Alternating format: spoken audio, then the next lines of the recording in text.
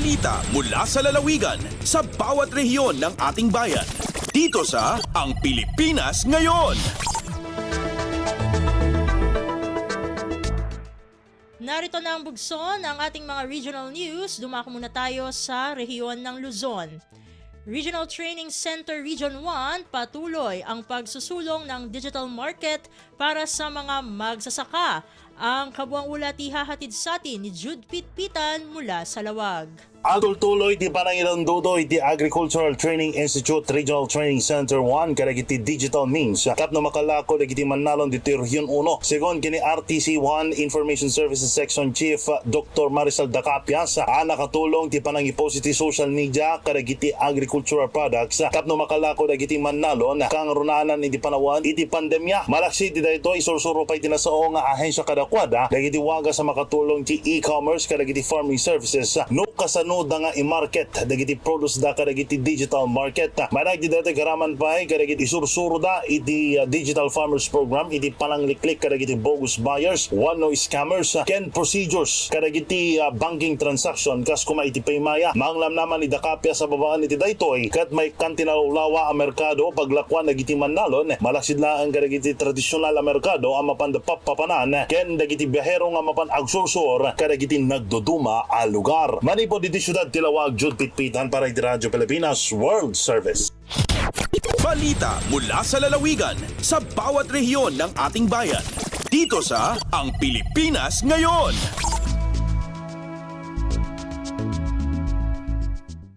Inyong napakinggan ang ulat ni Jude Pitpitan mula sa Lawag.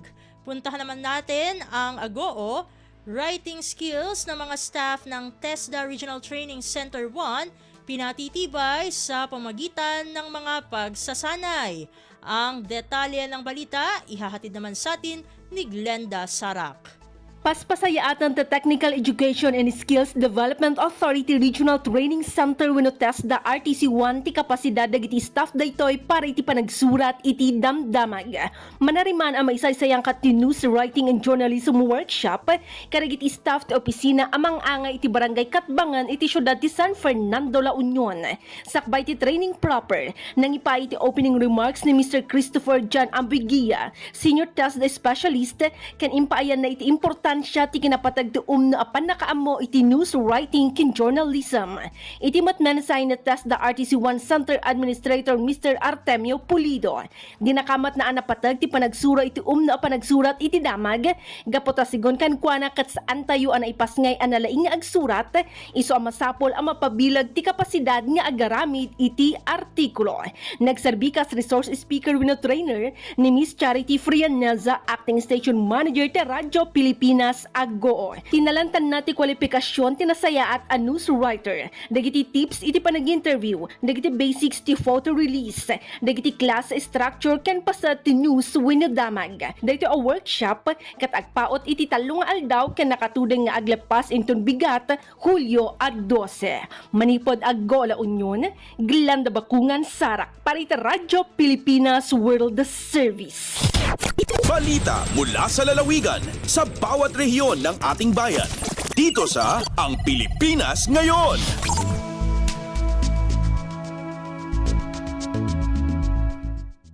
Inyong napakinggan ang ulat ni Glenda Sarak mula sa Agoo.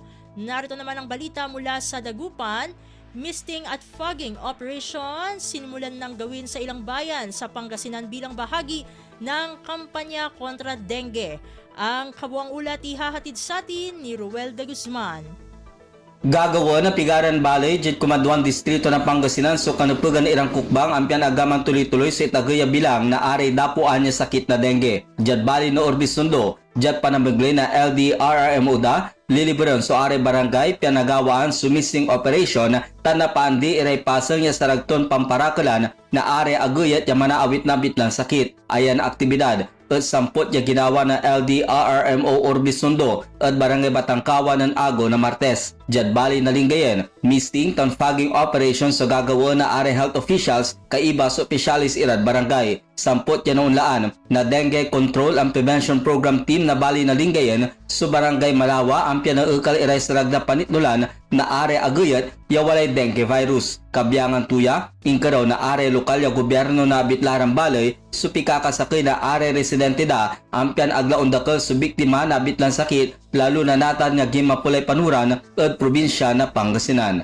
Manlalapod Radyo Pilipinas Dagupan, siya si Roel de Guzman para Radyo Pilipinas World Service. Balita mula sa lalawigan sa bawat rehiyon ng ating bayan. Dito sa Ang Pilipinas Ngayon. Inyong napakinggan ang ulat ni Roel de Guzman mula sa Dagupan. Dumako naman tayo sa Tabuk. Problema sa edukasyon, may solusyon ayon kay DepEd Undersecretary Epimaco V. Densing III. Narito si Renzi Joaquin para sa balita. Ada nga talaga iti krisis ti sektor ti edukasyon nakasapulan nga masolbar. Natitin pa kamo ni DepEd Undersecretary Epimaco V. Densing III iti naangay nga 10th founding anniversary ti Schools Division Office ti Tabuk City. Kuna na babaan kini Vice President kan DepEd Secretary Sara Duterte gapo iti ito a krisis adda iti reforma iti edukasyon nga matatag agenda para iti mapasaya at pay a kurikulum. In paganagkat ni Densing, nga iti sirong iti matatag kurikulum, maamuan no niya pa iti kasapulan dagiti learners, teachers, infra projects kasi tinayon nga pagadalan, ken da dumapay. Iti kinagpayso kunapay ni Densing at dapay lang masursurwan nga learners, iti mahungkuna nga makeshift when open spaces kas ti gym, tent, unag iti simbaan kan sirok iti kayo.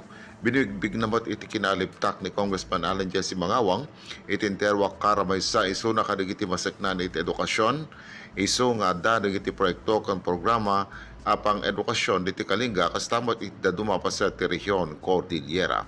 Ni DepEd Undersecretary Epimaco V. Densing III iti akin igam ti programa iti schools infra and facilities. Manipo DZRK Tabuk City, Renzi Joaquin ipatparamag para iti Radyo Pilipinas World Service. Balita mula sa lalawigan sa bawat rehiyon ng ating bayan. Dito sa Ang Pilipinas Ngayon. Inyong napakinggan ang ulat ni Renzi Joaquin mula sa Tabuk. Dakuin naman natin ang Palawan, ordinansa para sa pagdeklara sa Hulyo 12 bilang West Philippine Sea o WPS Victory Day, aprobado na ng Sangguniang Panlalawigan ng Palawan. Ang kabuang ulat ihahatid naman sa atin ni Goody Sarsagat.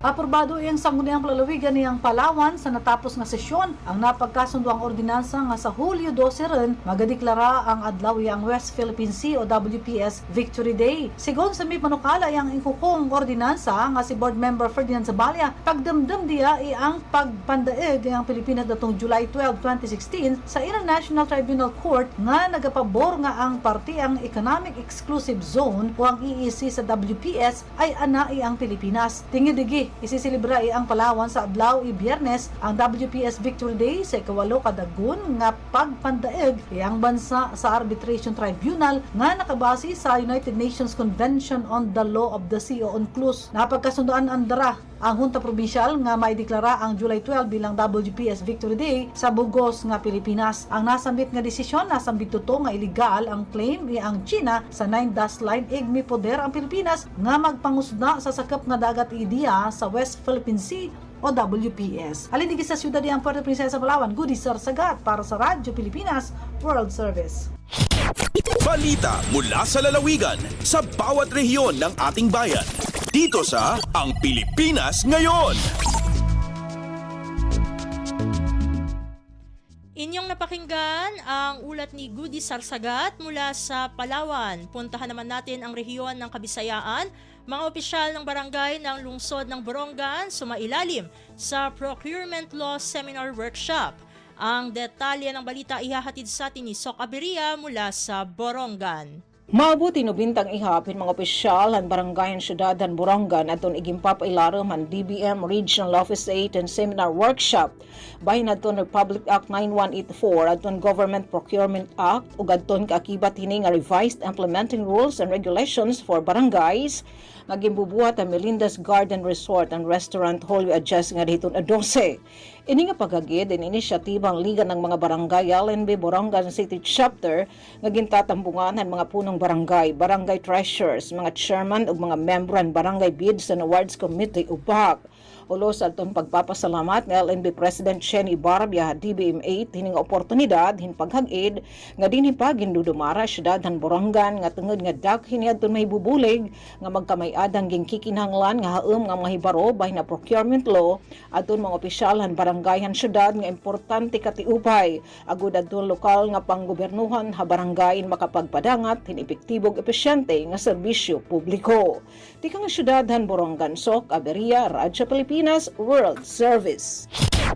Balita mula sa lalawigan sa bawat rehiyon ng ating bayan. Dito sa Ang Pilipinas Ngayon.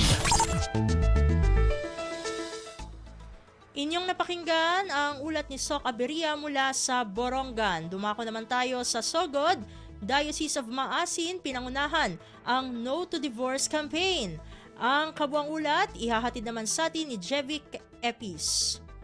Ang Diocese sa Maasin pinagi sa association sa mga laiko sa diocese mipahigayon og No to Divorce campaign nga dunay tema nga sanctity of marriage and motherhood, a tangible instrument against divorce. Ana nga kalihukan gipahigayon dito sa Mary Help of Christian Parish sa Barangay Malapok Norte, Dakbayan sa Maasin. Uban sa kapin 500 ka mga representative gikan sa 7 ka parokya sa Paco Vicariate, ang programa nag-awhag sa mga matuohon nga makigbatok sa bisan unsa nga kamot nga nagtumong sa pagguba sa kabalaan sa kaminyoon. Ang mga mamumulong ato sa kampanya mao sila si Dr. Jerome Paler, ang coordinator sa LAOM, Attorney Jigjig Paler, SB member sa Dakbayan sa Maasin, o Honorable Luz Mercado, ang congresswoman sa 1st District sa Southern Leyte. Matod pa ni Congresswoman Mercado nga usa siya sa 109 ka mga kongresista sa nasod nga wala mibotar sa House Bill number 9349 o ang Absolute Divorce Act. Misaad si Congresswoman Mercado nga siya mo sponsor sa pagimon nga kasalan ng bayan para sa mga aban sinabado sa Malapok Parish Church nga temporaryong gikatakda karong buwan sa Agosto. Si Reverend Monsignor Oscar Cadayona, ang Vicar General, ang nangulo sa Eucharisticanhong nga kasaulugan nga mo'y nagtapos sa naasing nga kalihukan. Ang naasing nga campaign usa lang sa mga kalihukan sa Diocese sa Maasin nga nagpakita sa hugtanon ining pagbabag sa planong pag-aprobar sa divorce sa nasod. Balita gikan sa Diocese sa Maasin, Jevic Epis para sa Radyo Pilipinas World Service.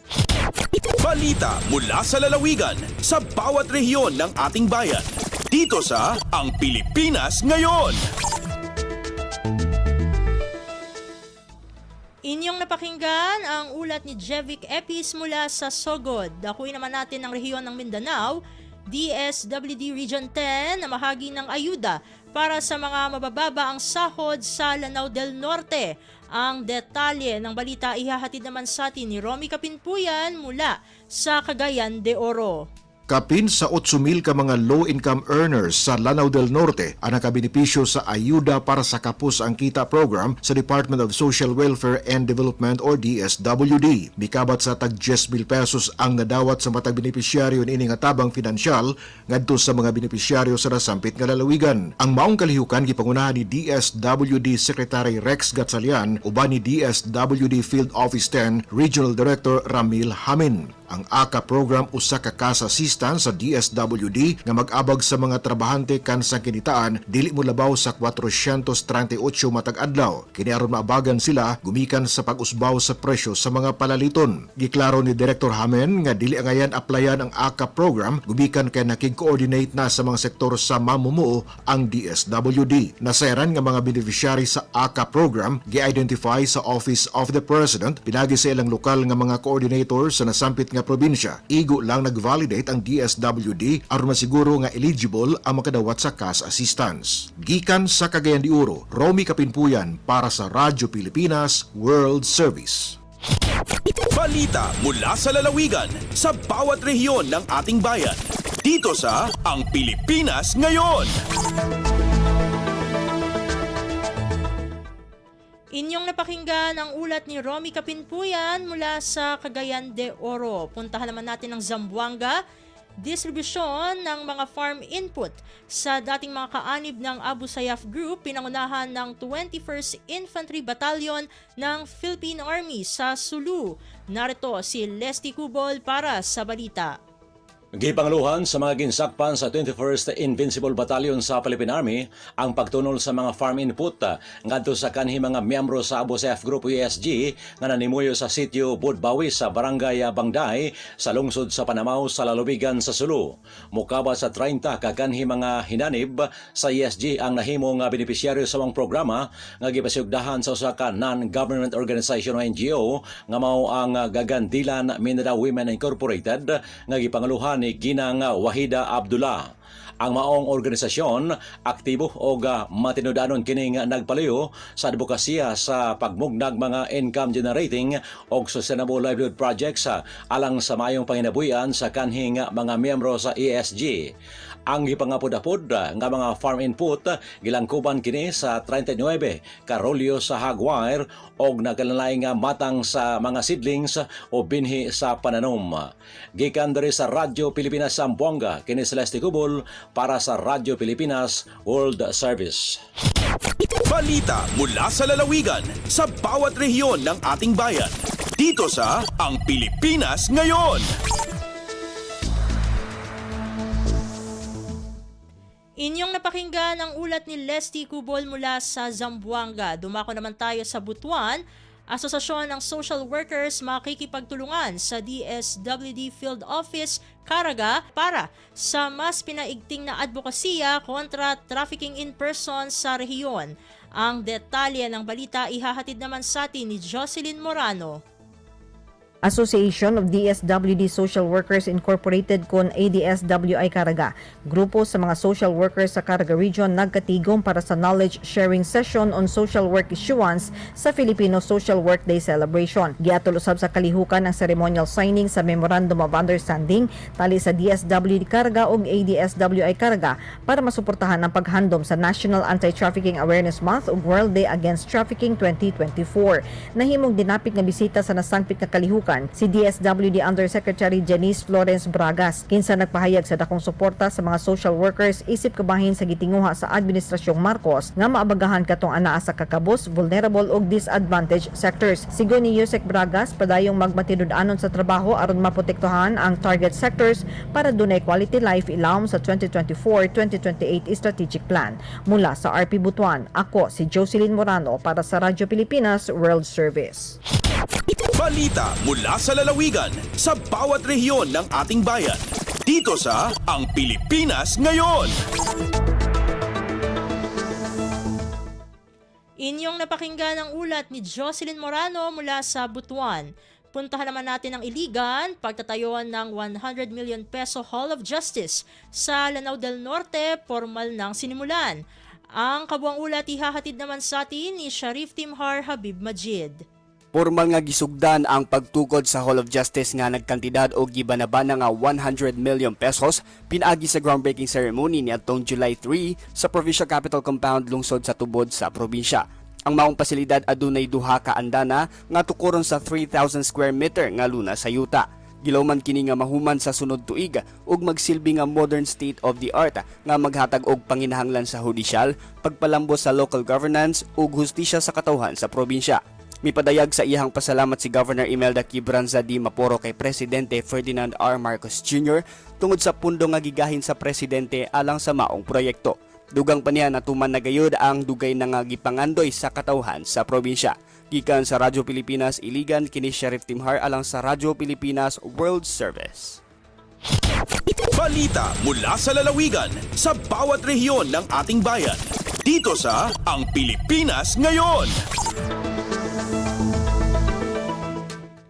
Inyong napakinggan ang ulat ni Sharif Timhar Habib Majid mula sa Iligan. Dakuin naman natin ang Marawi, pang matagalang solusyon sa baha, isinusulong ng Provincial Disaster Risk and Reduction Management Office ng Lanao del Sur. Ang detalye ng balita ay hahatid sa atin ni Johania Yusof.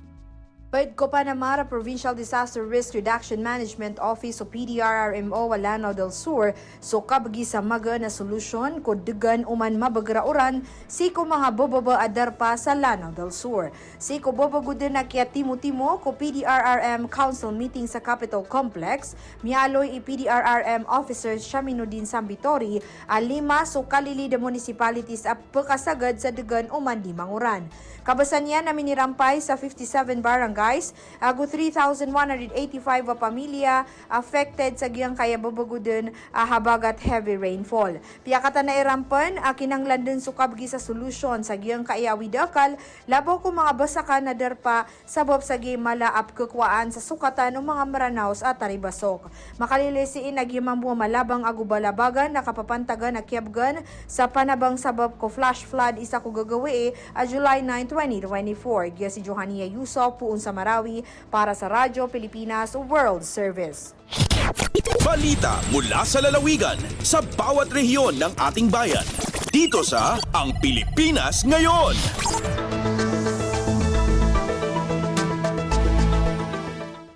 At inyong napakinggan ang ulat ni Johania Yusof mula sa Marawi. Dito na nagtatapos ang ating regional news.